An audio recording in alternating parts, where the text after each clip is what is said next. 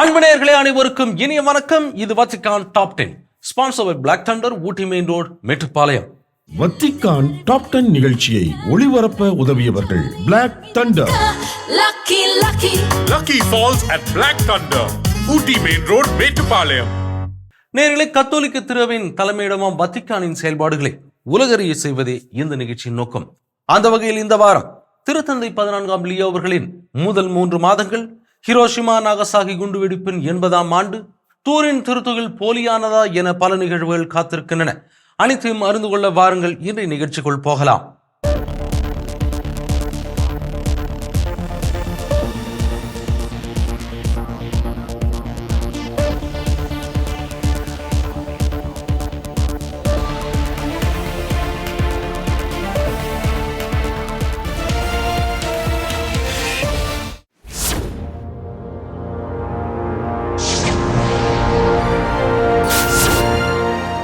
திருத்தந்தை 14ஆம் லியோ அவர்களின் தனித்துவமான அம்சங்கள் மற்றும் மரபுகளை அவர் கையாளும் விதம் குறித்து இன்றைய நிகழ்ச்சியின் முதல் பகுதியாக பார்ப்போம். திருத்தந்தை 14ஆம் லியோ அவர்களின் முதல் பொது தோற்றம் அவரது தலைமைத்துவத்தை தெளிவாக வெளிப்படுத்தியது. தனது முன்னோடியாம் திருத்தந்தை பிரான்சிஸ் அவர்களைப் போலல்லாமல் செயல்படுவார் என்பது உறுதியாக தெரிந்தது. அவர் வெள்ளை அங்கியில் தோன்றவில்லை, மாறாக மரபு வழி நெறிமுறைகளை அதிக கவனமாக பின்பற்றினார். அவரது உரையில் தன்னிச்சையான சொற்களுக்கு சிறிதளவே இடம் இருந்தது. இது உயிர்த்தெழுந்த கிறிஸ்துவின் அமைதி. இந்த அமைதி ஆயுதங்களை களையும், தாழ்ச்சியை கடைபிடிக்கும், விடாமுயற்சி கொண்டது. இந்த கருத்து அவருடைய உரைகளில் தொடர்ச்சியான ஒன்றாக இருந்து வருகிறது. அரசியல்வாதிகள் மற்றும் இளைஞர்கள் என அனைவர் முன்னிலையிலும் அவர் இதை தொடர்ந்து வலியுறுத்தியுள்ளார். நீங்கள் அனைவரும் உலகில் நம்பிக்கையின் அடையாளங்களாக எப்பொழுதும் திகழ வேண்டும் என நான் விரும்புகிறேன். உலகில் அமைதி நிலவ வேண்டும் என்பதே நமது குறிக்கோளாக இருக்க வேண்டும். உலகில் அமைதி வேண்டும். அமைதிக்காக ஜெபிப்போம். அவர் பணி பொறுப்பேற்ற பிறகு எடுத்த முதல் முடிவு அனைவரையும் சிந்திக்க வைத்தது.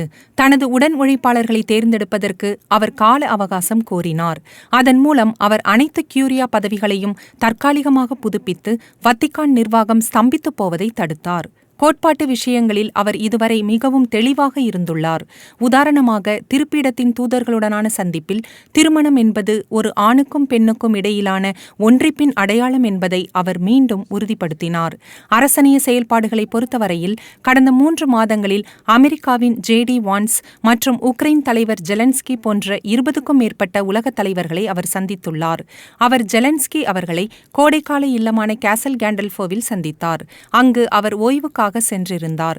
திருத்தந்தை பிரான்சிஸ் அவர்கள் தனது பதவிக்காலம் முழுவதிலும் ஒருமுறை மட்டுமே அங்கு சென்றிருக்கிறார் என்பது குறிப்பிடத்தக்கது.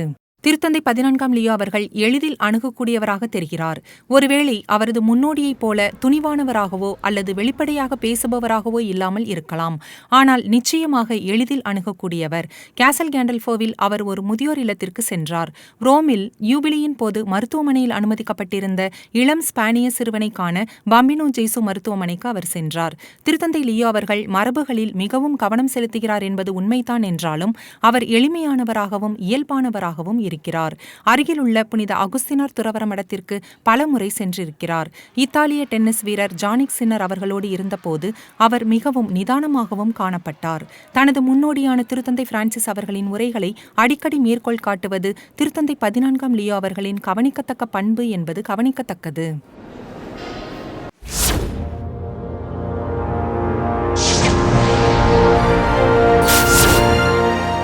ஹிரோஷிமா நாகசாகி குண்டு வெடிப்பின் 80வது ஆண்டு நிறைவில் திருத்தந்தை அவர்கள் விடுக்கும் அமைதி செய்தி என்ன என்பதை குறித்து இந்த பகுதியில் பார்ப்போம்.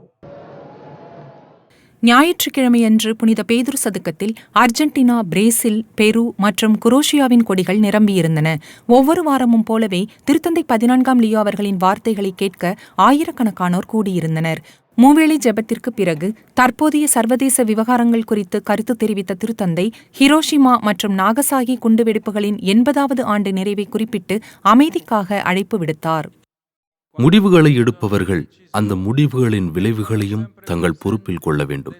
அவர்கள் அதிகம் பாதிப்புக்குள்ளாவோரின் தேவைகளையோ அல்லது அமைதிக்கான உலகளாவிய இயக்கத்தையோ புறக்கணிக்கக்கூடாது. ஹெய்ட்டியில் நிலவும் சூழல் குறித்து நடவடிக்கை எடுக்குமாறு சர்வதேச சமூகத்தை திருத்தந்தை அவர்கள் வலியுறுத்தினார். ஹெய்ட்டி மக்களின் நிலைமை நம்பிக்கையற்றதாக இருக்கிறது. கொலைகள், அனைத்து வகையான வன்முறைகள், ஆள் கடத்தல், கட்டாய நாடு கடத்தல் போன்ற செய்திகள் தொடர்ந்து வருகின்றன. பணைய கைதிகளை உடனடியாக விடுவிக்குமாறு சம்பந்தப்பட்ட அனைவருக்கும் நான் வேண்டுகோள் விடுக்கிறேன். மேலும் ஹெய்ட்டியை சேர்ந்தவர்கள் அமைதியாக வாழ ஆதரவை வழங்குமாறு சர்வதேச சமூகத்தை அழைக்கிறேன். இறுதியாக பல வருட மோதலுக்கு பிறகு வெள்ளை மாளிகையில் அமைதி ஒப்பந்தத்தில் கையெழுத்திட்ட அசர்பைஜான் மற்றும் அர்மேனிய அரசாங்கங்களை திருத்தந்தை 14ஆம் லியோ அவர்கள் வாழ்த்தியது குறிப்பிடத்தக்கது.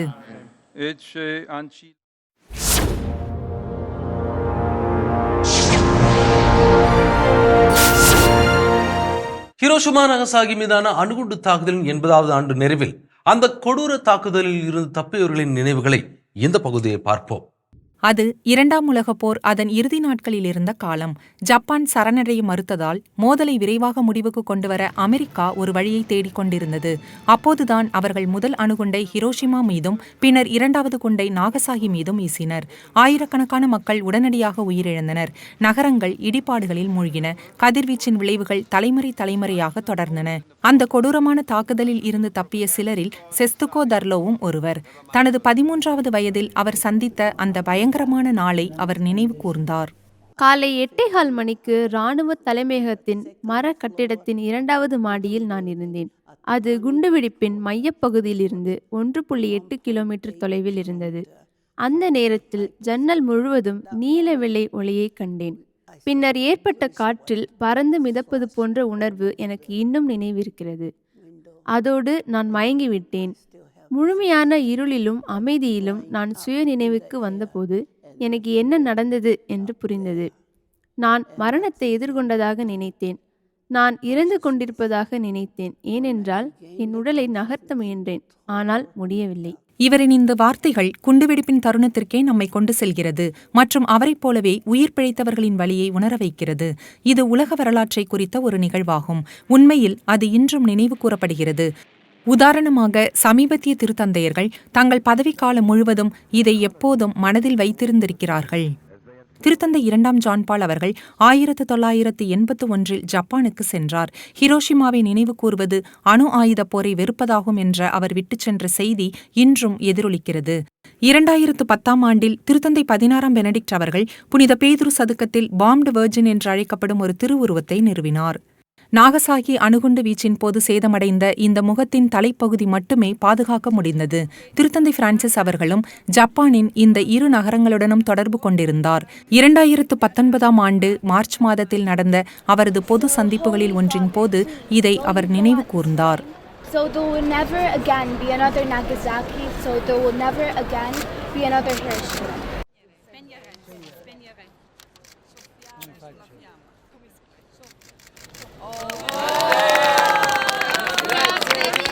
போருக்கு எதிரான ஒரு அடையாளச் செயலாக திருத்தந்தை பிரான்சிஸ் அவர்கள் இந்த மெழுகுவர்த்தியை அணைத்தார். சில மாதங்களுக்கு பிறகு திருத்தந்தை பிரான்சிஸ் அவர்கள் அழிந்த இரு நகரங்களுக்கும் சென்று அமைதி நினைவிடங்களில் இறைவேண்டல் செய்தார். திருத்தந்தை 14ஆம் லியோ அவர்களும் அனைவர் மீதும் தனது அன்பை காட்டியுள்ளார். பாதிக்கப்பட்டவர்களுக்காக இறைவேண்டல் செய்தார். 80 ஆண்டுகளுக்கு பிறகு அந்த நினைவு உயிர்ப்புடன் உள்ளது. ஹிரோஷிமாவும் நாகசாகியும் ஒரு திருப்புமுனையை ஏற்படுத்தின. காலம் கடந்தாலும் நடந்தவை அனைத்தும் நினைவில் இருப்பது கவனிக்கத்தக்கது.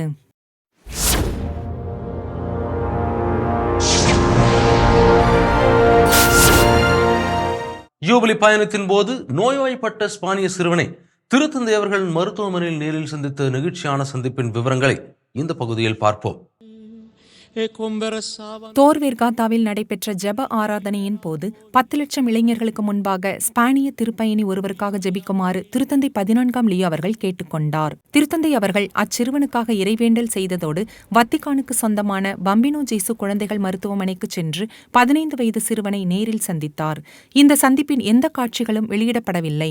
ஆனால் திருத்தந்தை அவர்கள் மயக்க நிலையில் இருந்த அந்த சிறுவனோடும் அவனது குடும்பத்தினரோடும் சுமார் அரை மணி நேரம் செலவிட்டார் என்பது தெரியவந்தது. இருந்தது. அவர்கள் ஒன்றாக ஜெபித்தனர். மேலும் அவர் அவர்களுக்கு தனது ஆசீர்வாதத்தை வழங்கினார். பின்னர் திருத்தந்தை அவர்கள் புற்றுநோய் பிரிவில் உள்ள மற்ற நோயாளிகளையும் சந்தித்தார். ஸ்பெயின் நாட்டின் மூர்சியா பகுதியைச் சேர்ந்த இக்னாசியோ அவர்கள் யூபிலி ஆண்டிற்காக ரோம் வந்திருந்தார். அப்போது அவருக்கு மார்புவலி ஏற்படவே மருத்துவமனையில் அனுமதிக்கப்பட்டார். அவர் சுவாச பாதைகளை பாதிக்கும் கடுமையான நிணநீர் சுரப்பி புற்றுநோயால் பாதிக்கப்பட்டுள்ளார் என்பது குறிப்பிடத்தக்கது.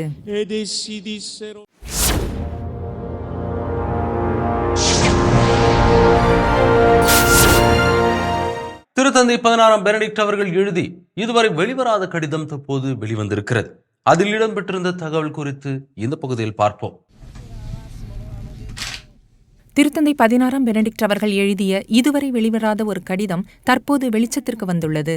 அவர் பதவி விலகி ஒரு வருடத்திற்கு பிறகு 2014 ஆண்டு ஆகஸ்ட் 21 இந்த கடிதம் எழுதப்பட்டுள்ளது. இதனை பெற்றவர் அருட்தந்தை நிக்கோலா பக்ஸ் ஆவார். இந்த கடிதத்தின் இருப்பு அறியப்பட்டிருந்தாலும் இத்தாலிய செய்தித்தாளான லா நுவோவா புசோலா அவர்கள் அதை வெளியிடும் வரை அதன் உள்ளடக்கம் ஒருபோதும் பொதுவில் வெளியிடப்படவில்லை. இந்த கடிதத்தில் ஓய்வுநிலை திருத்தந்தை அவர்கள் தனது பதவி விலகல் செல்லாது என்று அக்காலத்தில் கூறியவர்களுக்கு பதிலளித்துள்ளார். பலர் திருத்தந்தை பெனடிக்ட் அவர்கள் தனது பணியிலிருந்து விலகினாரே தவிர பேதுருவின் வாரிசு என்ற முறையில் ஒரு திருத்தந்தை வகிக்கும் பங்கு மற்றும் பொறுப்புகளான பேதுருவின் பீடத்திலிருந்து விலகவில்லை என்று வாதிட்டனர். எனது பதவி விலகலின் மூலம் நான் பணியின் செயல்பாட்டை மட்டுமே கைவிட்டேன், ஆனால் திருப்பிடத்தை கைவிடவில்லை என்று கூறுவது தெளிவான கோட்பாடு மற்றும் திரு அவை சட்ட கோட்பாடுகளுக்கு முரணானது. சில பத்திரிகையாளர்கள் பிளவு பற்றி பேசினால் அவர்களை கருத்தில் கொள்ள வேண்டாம் என்று அந்த கடிதத்தில் திருத்தந்தை அவர்கள் குறிப்பிட்டிருந்தார். 2013 ஆண்டு பிப்ரவரி 28 திருத்தந்தை 16 பெனடிக்ட் அவர்கள் பதவி விலகியது ஒரு வரலாற்று மைல்கல் ஆகும். கிட்டத்தட்ட 600 ஆண்டுகளில் பதவி விலகிய முதல் திருத்தந்தை இவர்தான். இந்த கடிதத்தின் மூலம் தனது பதவி விலகல் முழுமையானது மற்றும் செல்லுபடியானது என்பதை அவர் மீண்டும் ஒருமுறை தெளிவுபடுத்தியுள்ளது கவனிக்கத்தக்கது.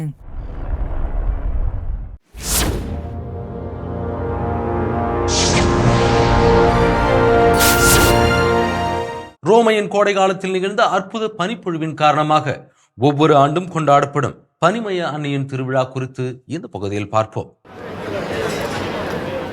மரபுகளின்படி கிபி 358 ஆண்டில் குழந்தை இல்லாத ஒரு செல்வ செழிப்புள்ள ரோமானிய தம்பதியினர் தங்கள் பாரம்பரிய சொத்துக்களை கடவுளுக்கு எவ்வாறு அர்ப்பணிப்பது என்பதை காட்டும்படி அன்னை மரியாவிடம் வேண்டினர். அன்றிரவு அன்னை மரியாள் அந்த தம்பதியருக்கும் திருத்தந்தை லிபேரியஸ் அவர்களுக்கும் கனவில் தோன்றினார். பனி எங்கு பொழியுமோ அங்கு தனக்கு ஒரு ஆலயத்தை கட்டும்படி அவர் அவர்களிடம் கூறினார். அந்த ஆண்டு ஆகஸ்ட் 5 ரோமையில் உள்ள எஸ்குலின் குன்றின் மீது ஒரு அற்புத பனிப்பொழிவு ஏற்பட்டது. இன்று 4 முக்கிய பேராலயங்களில் ஒன்றான புனித மேரி மேஜர் பேராலயம் நிற்கும் இடம் அதுவாகும். அன்று முதல் ஒவ்வொரு ஆண்டும் ஆகஸ்ட் 5 பனிமய அன்னையின் திருவிழா இங்கு சிறப்பாக கொண்டாடப்படுகிறது. பேராலயத்தின் உச்சியிலிருந்து வெள்ளை இதழ்களாக மழை பொழிகிறது. இது ரோமையின் கடும் கோடையின் நடுவே பெரும் பனிப்பொழிவு நிகழ்ந்ததை நினைவூட்டுகிறது. இது பலரின் நம்பிக்கையை புதுப்பிக்கும் ஒரு செய்தியாகும். மேலும் ஒவ்வொரு ஆண்டும் அன்னை மரியாள் அற்புதமாக அனுப்பிய பனியை குறிக்க வெள்ளை இதழ்கள் தூவப்படுகின்றன என்பது குறிப்பிடத்தக்கது.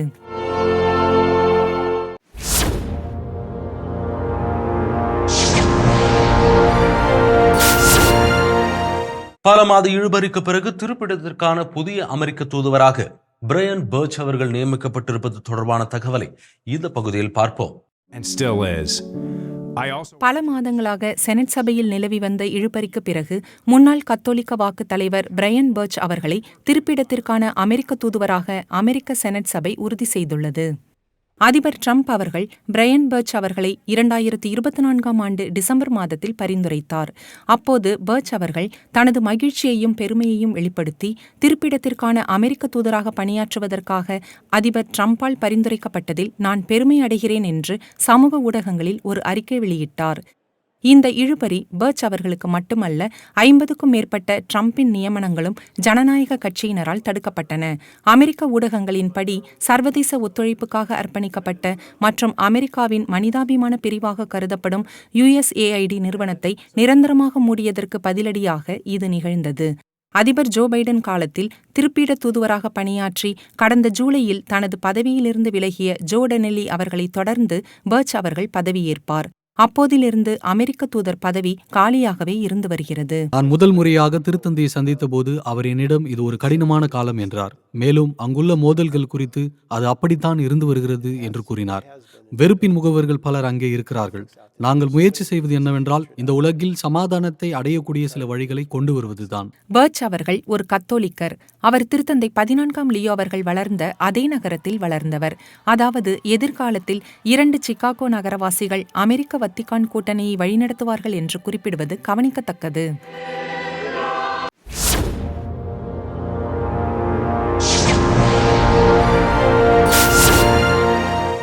மத நல்லிணக்கத்தின் அடையாளமாக காசாவில் சேதமடைந்த கத்தோலிக்க ஆலயத்தை சீரமைக்க நிதி உதவி வழங்கியிருக்கிறது அமெரிக்க யூத குழு. அதை குறித்து இந்த பகுதியில் பார்ப்போம். காசாவில் உள்ள ஒரே கத்தோலிக்க ஆலயமான திருக்குடும்ப ஆலயத்தின் பழுதுபார்ப்பு பணிகளுக்கு உதவுவதற்காக அமெரிக்க யூத குழு நியூயார்க் உயர்மறை மாவட்டத்திற்கு $25,000 நன்கொடை அளித்துள்ளது. தவறுதலாக சுடப்பட்ட இஸ்ரேல் பீரங்கி கொண்டு தாக்கியதில் 3 பேர் உயிரிழந்தனர் மற்றும் பங்குத்தந்தை உட்பட பலர் காயமடைந்தனர். ஏஜேசியின் மதங்களுக்கு இடையேயான உறவுகளின் இயக்குனர் ரபி நோவா மாரன்ஸ் அவர்கள் ஆகஸ்ட் 1ஆம் நாளன்று வெளியிட்ட அறிக்கையில் கிறிஸ்தவர்களுடன் தான் உடனிருப்பதை வெளிப்படுத்தினார். இந்த அறிக்கை நியூயார்க் உயர்மறை மாவட்டத்தின் கர்தினால் திமோத்தி டோலன் அவர்களின் ஆதரவிற்கும் நன்றி தெரிவித்தது. கர்தினால் டோலன் அவர்கள் இதற்கு முன்பு 2023ஆம் ஆண்டு அக்டோபர் 7ஆம் நாளன்று சேதமடைந்த இஸ்ரேல் இல்லத்தை மீண்டும் கட்ட உதவுவதற்காக ஏஜேசியுடன் இணைந்து நிதி திரட்டியிருந்தார் என்பது கவனிக்கத்தக்கது.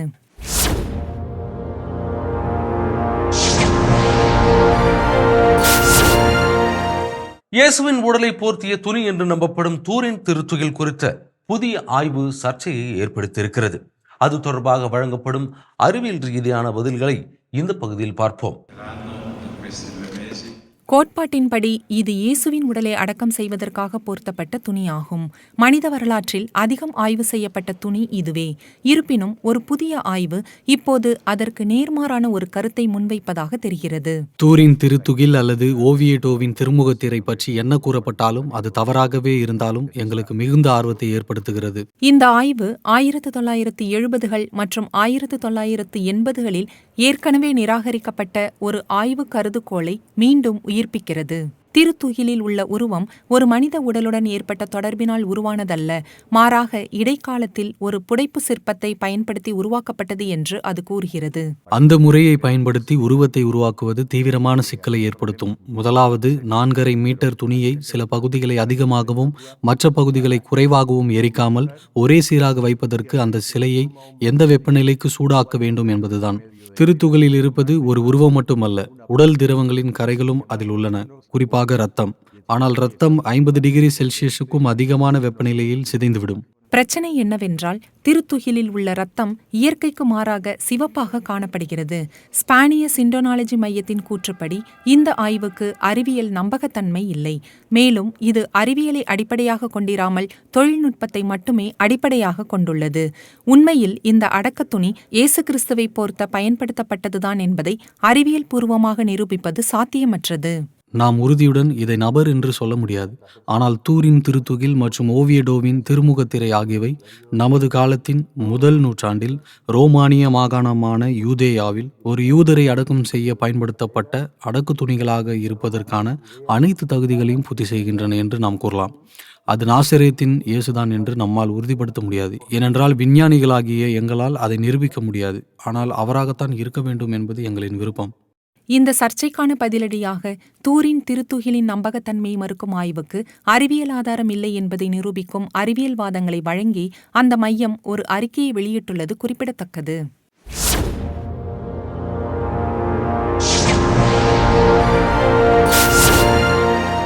குவாதமாலாவிலும் பிரேசில் நாட்டிலும் மறைசாட்சிகளாக மரித்த அமெரிக்கர்களின் புனித பொருட்கள் ரோமையில் உள்ள புனித பர்த்தலமேயு பேராலயத்தில் பாதுகாக்கப்படுகின்றன. அதை குறித்து இந்த பகுதியில் பார்ப்போம். புனித பர்த்தலமேயு பேராலயத்தின் கீழ் உள்ள குகையில் அமெரிக்காவின் முதல் மறைசாட்சியான அருட்தந்தை ஸ்டான்லி ரோதர் அவர்களின் புனித பொருட்கள் மறைத்து வைக்கப்பட்டுள்ளன. அருட்தந்தை ஸ்டான்லி அவர்கள் உள்நாட்டு போரின் போது குவாதமாலாவில் ஒரு மிஷனரியாக பணியாற்றினார். இராணுவ வன்முறைக்கு மத்தியிலும் மரணத்தின் விளிம்பிலும் கூட தனது பங்கு மக்களை அவர் கைவிட மறுத்தார். அவர் தப்பிச் செல்ல முடியாது என்று முடிவு செய்தார். இயேசுவை போல ஒரு நல்ல மெய்ப்பெண் தீமையின் போது ஓடுவதில்லை. அவன் தன் ஆடுகளை கவனித்துக் கொள்கிறான். எனவே அருட்தந்தை ஸ்டான்லி அவர்கள் திரும்பி வந்து இறுதி வரை பழங்குடி மக்களுக்கு சேவை செய்தார். 1981ஆம் ஆண்டு இரவில் அவர் கொல்லப்பட்டார். திபேரிய ஆற்றின் நடுவில் உள்ள ஒரு தீவில் அமைந்துள்ள புனித பர்த்தலமேயு பேராலயத்தில் மறைத்து வைக்கப்பட்டுள்ள பல பெரும் அமெரிக்க மறைசாட்சிகளில் அருட்தந்தை ஸ்டான்லி அவர்களும் ஒருவர். அருட்தந்தை ஸ்டான்லி அவர்களின் புனித பொருட்களுக்கு அடுத்து புனித ஆஸ்கார் ரொமேரோவின் திருப்பலி அங்கி வைக்கப்பட்டுள்ளது. இராணுவ ஆட்சிக்கு எதிராக பேசுபவர்களை மரணப்படைகள் வேட்டையாடிய ஒரு சர்வாதிகார காலகட்டத்தில்தான் புனித ரொமேரோ அவர்கள் சான் சால்வதோரின் பேராயராக நியமிக்கப்பட்டார். வானொலி வழியாக பேராயர் ரொமேரோ அவர்கள் சால்வதோர் மரணப்படைகளை கண்டித்து அமைதிக்கு அழைப்பு விடுத்தார். 1980ஆம் ஆண்டு மார்ச் 24ஆம் நாளன்று ஒரு மருத்துவமனை ஆலயத்தில் திருப்பலி நிறைவேற்றிக் கொண்டிருந்த போது அவர் படுகொலை செய்யப்பட்டார். 2018ஆம் ஆண்டு திருத்தந்தை பிரான்சிஸ் அவர்களால் புனிதர் பட்டம் வழங்கப்பட்ட புனித ஆஸ்கார் ரொமேரோ அவர்களின் படுகொலைக்காக இதுவரை யாரும் தண்டிக்கப்படவில்லை அல்லது குற்றம் சாட்டப்படவில்லை. அருகில் பிரேசில் நாட்டில் மறைத்தூது பணியாற்றிய அருட்சகோதரி டாரத்தி அவர்களுக்கு சொந்தமான வெளிர் நீல நிற மேலாடை உள்ளது. அங்கு அவர் பண்ணையாளர்களின் அச்சுறுத்தல்களுக்கு மத்தியில் ஏழை விவசாயிகள் தங்கள் நிலத்தையும் வாழ்வாதாரத்தையும் தக்கவைத்துக் கொள்ள உதவினார். 2005ஆம் ஆண்டு பிப்ரவரி 12ஆம் நாளன்று 2 கூலிப்படை துப்பாக்கி ஏந்தியவர்கள் அருட்சகோதரி டாரத்தி அவர்களை அணுகி அவரை அச்சுறுத்த தொடங்கினர். தான் விரைவில் கொல்லப்படுவோம் என்பதை அறிந்த அவர் தனது திருவிவிலியத்தை எடுத்து பேறு பெற்றோர் வசனங்களை ஜெபிக்கத் தொடங்கினார். 2000ஆம் ஆண்டின் யூபிலிக்காக திருத்தந்தை 2ஆம் ஜான் பால் அவர்களால் புதிய மறைசாட்சிகள் ஆணையம் நிறுவப்பட்டது. 20ஆம் நூற்றாண்டின் மறைசாட்சிகளின் சாட்சியங்கள், சான்றுகள் மற்றும் புனித சின்னங்களை பராமரிப்பதே இந்த ஆணையத்தின் நோக்கமாகும். இருப்பினும் அருட்தந்தை மோசே மற்றும் பேராலயத்தை பராமரிக்கும் சான் எஜிடியோ சமூகத்திற்கு இந்த அமெரிக்க மறைசாட்சிகளின் புனித பொருட்கள் மிகவும் மேலானவை. புனித பர்த்தலமேயு பேராலயத்தின் கதவுகள் வழியாக நுழையும் ஒவ்வொரு திருப்பயணியையும் ஊக்குவிக்க இந்த புனித சின்னங்கள் உதவுகின்றன என்பது குறிப்பிடத்தக்கது. என்ன அன்பு நேயர்களே, இன்றைய நிகழ்வுகள் அனைத்தும் நீங்கள் பயன்பெறும் வகையில் அமைந்திருக்கும் என்று நாங்கள் நம்புகிறோம். மீண்டும் அடுத்த வாரம் இதே நிகழ்ச்சியில் சந்திக்கிறோம். இது Vatican top 10 sponsor by black thunder, Ooty main road, Mettupalayam. நன்றி, வணக்கம், மரியே வாழ்க. வத்திக்கான் டாப் 10 நிகழ்ச்சியை ஒளிபரப்ப உதவியவர்கள் black thunder. Lucky Falls at Black Thunder, Ooty Main Road, Metupalayam.